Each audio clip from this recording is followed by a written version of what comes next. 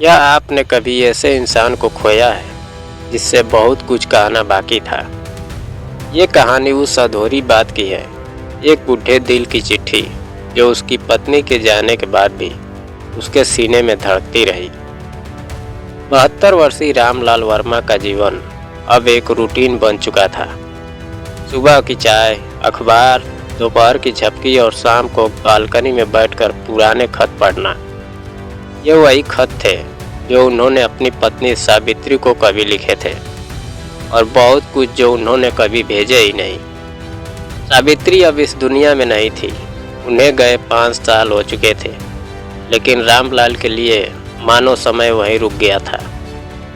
बेटे की शादी के बाद बहू और बेटा दोनों विदेश चले गए थे। उन्होंने बहुत कहा, पापा आप हमारे साथ चलिए, लेकिन रामलाल जी ने मना कर दिया। उनका जवाब था, जहाँ सावित्री की यादें हैं वही मेरा घर है।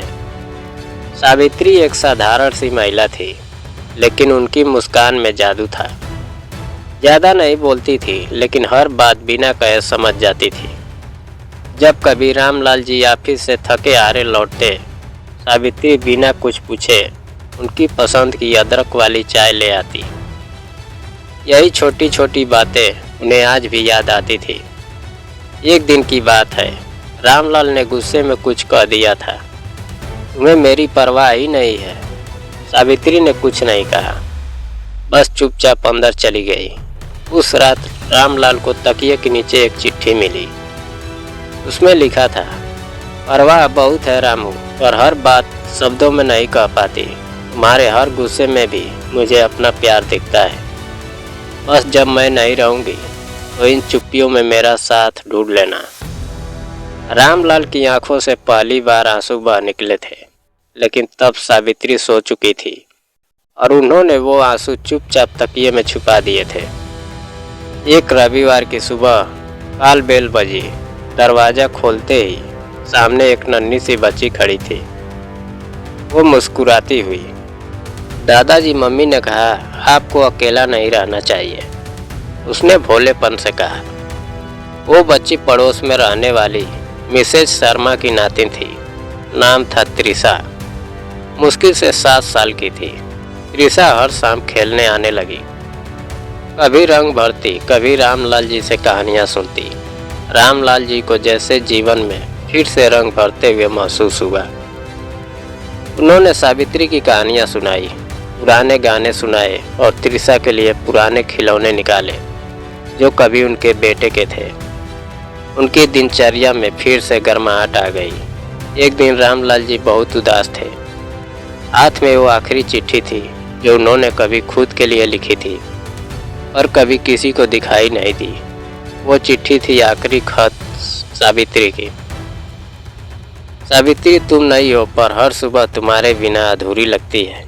मैं जिंदा हूँ पर अधूरा हूँ। जो बातें तुम्हें कहनी थी वो अभी बस इन पन्नों में रह गई है। शायद अगले जन्म में फिर मिलेंगे। इस बार बिना कहे सब कहूँगा, तुम्हारा रामू। त्रिशा चुपचाप उनके पास आई और बोली, दादू आप हमेशा उदास क्यों रहते हो?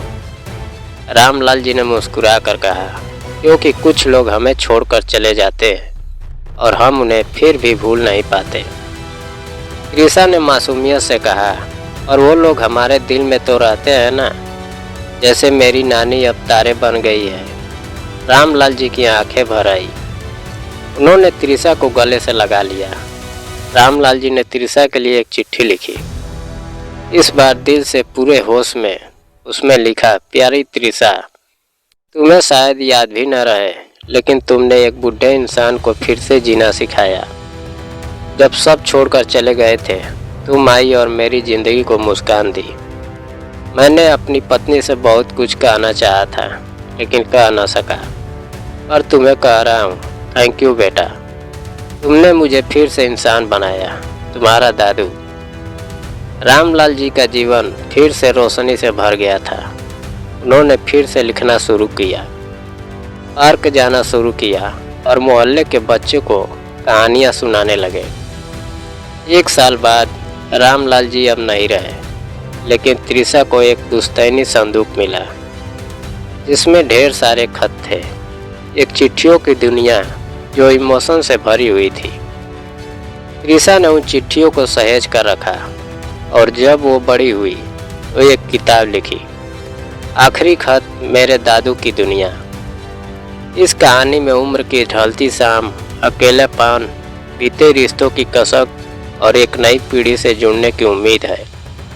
यह उन सभी बुजुर्गों के लिए है जो अपनों को याद करते हैं और साथ ही उन बच्चों के लिए भी जिनकी मासूम मुस्कान जिंदगी में फिर से रोशनी भर देती है।